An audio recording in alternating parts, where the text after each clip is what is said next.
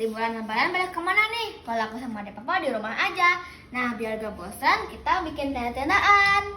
Tuh, kita udah bawa persiapannya. Aku bawa kipas angin kalau kepanasan, lampu kalau misalnya nanti kan mau baca komik. Nanti kalau gelap, nanti jadi pakai lampu aja. Papa bawa komik sama air minum kalau haus.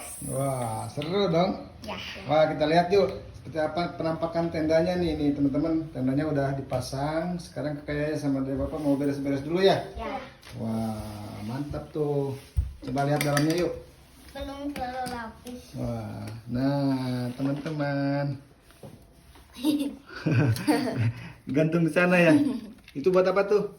Buat nyimpan komik sama kipas angin. Oh iya.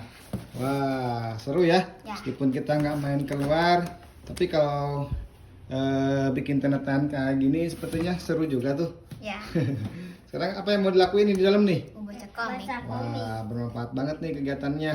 Ya udah, Kakak Yaya dan dari Bapak selamat berlibur di tenda. Ya. Sampai jumpa lagi di video-video berikutnya teman-teman. Bye-bye. Bye-bye.